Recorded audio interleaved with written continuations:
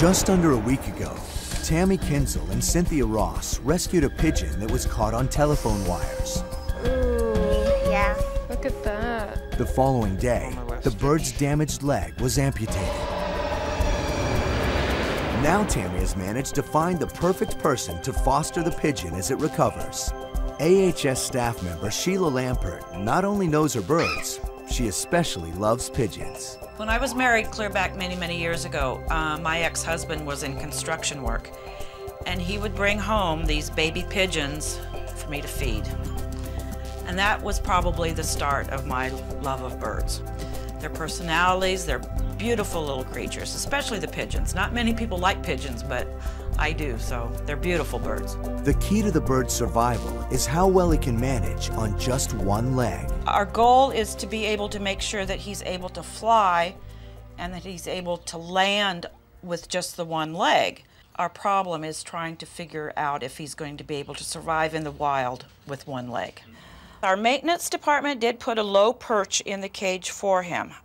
Occasionally he will hop up on it and he seems to be able to stand on it okay, but he still is staying at the bottom of the cage most of the time.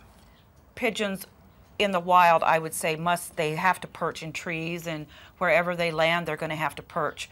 So we need to know that he can be on a perch with just the one leg.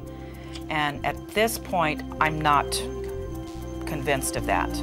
That's a problem they'll face another day when Sheila decides the time has come to try to release the pigeon. At the Arizona Humane Society shelter, Sheila Lampert, who has been fostering the pigeon that had his leg amputated, has come to see Dr. Leo Egar, and she's brought the bird with her. Here we go. It's a decisive day. The pigeon has been perching well. Now they want to see whether he can fly. He can do it. I know he can do it.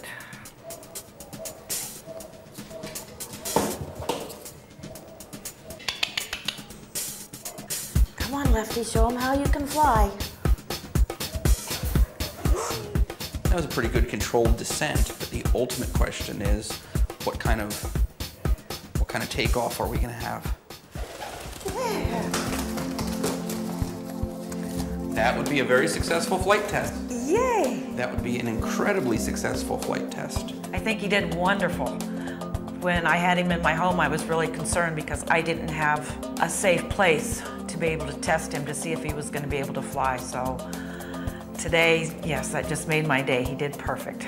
Dr. Egar's pleased that he was able to carry out the surgery. It's really rewarding. You know, it's something outside the norm. You know, it's something we try to really do whenever we're all part of one big team here at the Humane Society, and whenever one of the members of the team has really made a big effort to try to help an animal out, we try to all pull together and go the distance for them. It makes me very happy, and I would say it might be time to find a nice little part of Metro Phoenix for this guy to go back and live out the rest of his pigeon life.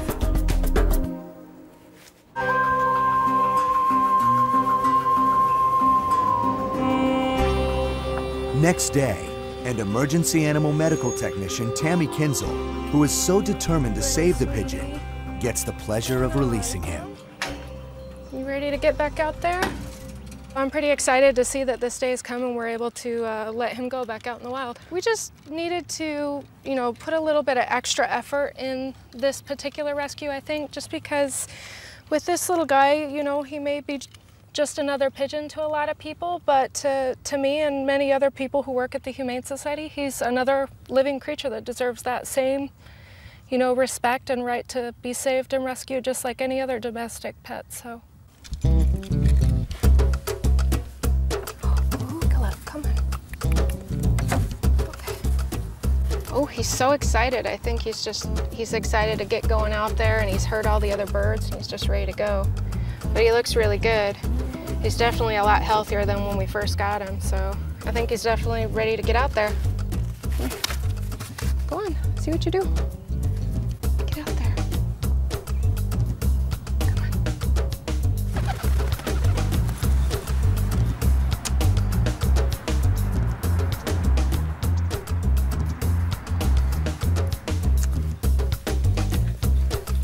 It's fantastic. He was ready to go. He had enough captivity. There's plenty of space here in this park, and plenty of